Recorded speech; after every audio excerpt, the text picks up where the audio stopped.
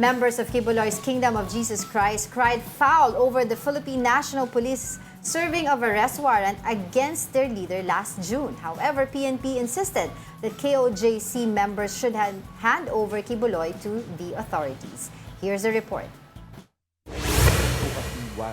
The Philippine National Police or PNP and the Kingdom of Jesus Christ or KOJC faced once again in a Senate hearing by the Committee on Public Order and Dangerous Drugs. Members of the religious group cried foul over PNP's serving of arrest warrant against their leader Pastor Apollo Kibuloy on June. Recall that tension rose between members of KOJC and the Davao Police when authorities went to Kibuloy's properties to serve the arrest warrant. However, they failed to locate the fugitive religious leader. PNP Chief General Romel Marbil urged the KOJC to hand over their leader to them. We will assure you na isurrender nyo lang po si Apollo Kibuloy, 100% and the 4 others. Nandito po kami and you will see na we follow the rules, human rights. Dito lang po kayo makita na we follow po ang human rights. We assure you po. Senator Bato de la Rosa said the PNP was being unfair with their request to the KOJC. He said that no one, even Kibuloy's close ally, former President Rodrigo Duterte, knows his location. It's unfair for them naman na i-require nyo muna sila na isurrender si Pastor Kibuloy para maging peaceful ang Davao. Parang ganon. No, sir. Para maging normal ang lahat. Hindi, sir. Sabi ko, nobody, for all you know, even President Duterte, walang kontak kay Pastor Kibuloy. Hindi alam kung nasaan na ngayon. Lahat. Ako mismo, I was trying to keep in touch with Pastor Kibuloy nung lumabas yung kanyang warrant. I was trying to contact him, pero wala. To no avail. Hindi na talaga makontak. So, unfair din na gawin natin requirements sa kanila dahil they are only ordinary members of the church. You also exert effort na sana gumanda, bumalik yung pagtitiwala ng komunidad at ng pulis doon sa Davao City. Tutulungan tayo. Ako mismo. Tutulong ako. Ay, dati akong Chief PNP. Dati ko kayong mga tao. I care about you. And I also care about the people of Davao City. Lalong-lalo na itong mga membro ng KOJC. I really care for them. Mga kababayan ko ito eh. KOJC members took offense at authorities labeling Kibuloy as a fugitive. They said Kibuloy is not evading authorities because he is not a convict. Ilang beses sila nag-search, nagbigay ng warrant of arrest para sa inosenteng tao at hindi pa convicted. Hindi siya fugitive kasi hindi siya nag-escape sa law. Huwag yung tatawagang fugitive yung hindi nag-escape sa law. At pastor siya. But their cries did not convince Marbil. They refuse to surrender. That's what we call them, fugitives of the law.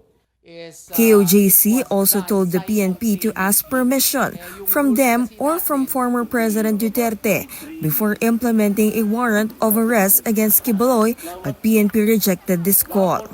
Alam naman ng PNP, marami matatalino naman sila. Before sana sila pumunta doon or kung kailangan na sikreto, at least ang warrant of arrest kasi tao ang hinahanap. At saka kung nasa building siya, hindi po pwede na pasukin mo agad ang building. Magpaalam ka muna dun sa may-ari. Kung ito susundin po namin, kung ito gagawin, wala na po kami mahuli na warrants of arrest sa mga tao natin. Wala na po kami mahuli mga kriminal kung i-announce namin sa publiko na huling ka namin. Kibuloy has yet to resurface to the public as he is facing charges of sexual abuse and trafficking. For News 5, Camille Samonte, We Are One News. You Namangha know what? ako, I am beyond words. Hindi, namangha ako sa sinabi, he is not a fugitive from the law. How they, Well, alam mo, this is... interpret the law. Could you imagine lang, hypothetically, if the PNP accepts this, na he's not a fugitive from the law? Di lahat na lang ng may kaso na as grave as kay Apollo Kibuloy, hindi fugitives. Saka gusto ipapaalam muna sa kanila. Yung president na hindi mo kailangan sumuko, hindi ka pa fugitive. Oo. Kaya nga he's being asked to face his detractors or the courts para mag-declare guilty or not guilty. Magharap ka, guilty or fight out your case legally. Hindi nga daw magiging patas dito sa Pilipinas hanggat ang presidente ay si Bongbong Marcos. You're preaching the Bible.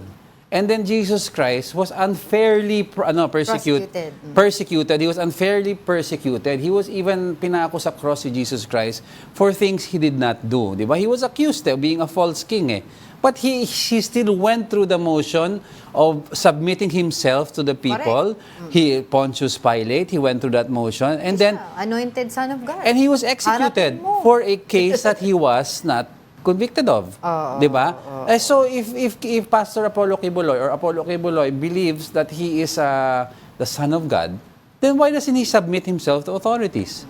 Fight your case out legal. Ito ba ang tinuturo mo sa mga tao mo na Followers. 'di ba? 'Di ba nasa Bible din, you submit to the leaders of the land because these leaders of the land were justly appointed by God Exactly. for a reason. Basta ako, I'm beyond words on how they, interpret the law. Hindi siya fugitive, Saka pwede yung ba? magpapaalam pa yung PNP sa kanila. Kasi Paano yung mama na naggano nung pandemic, yung nagnakaw ng tatlong lata ng sardinas, sumuko, Oo. nakulong, 'di Ito ba? nga, sinasabi nga nung legal, itong lawyer nila, si Attorney Torion, na yung criteria daw for determination na kung sino yung top 10 wanted persons, di ba, governed by the NAPOLCOM, sabi niya ganun, is illegal and should be reviewed. Kasi sabi niya, kinompare niya yung situation to former Bayan Muna representative, party list representative Satur Ocampo, and ACT Teachers Party List Representative Franz Castro. Naalala mo, meron sila recent na ng Supreme Court sa kanila na guilty sila, tama ba? Found guilty of child abuse by the court in Tagum City. Saying that the same reward offer was not used to be accused to the accused despite being convicted by the court. Eh, bakit sila magre-reward? Hindi naman nagtago yung dalawa. They face the charges, They face the diba? charges naman. Nag-bail na nga lang sila. So, hindi parang naman yun para ikumpara yun doon sa nangyari. Itong isa, He's not nagtatago. lastly, he's not escaping the law. Asan siya? Wala, andyan. Huwag kang magalit. Yung Hindi, napaka-skewed ng... yung high blood medicine, paki-ready po. Napaka-skewed ng argument that argument that he's not a fugitive, 'di ba? Tama naman si General Marbil sa sinasabi niya eh. Kung magpapaalam kami sa lahat ng aarestuhin namin before, di wala na silang nakuha, nahuli. Totoo. Tawa naman ako.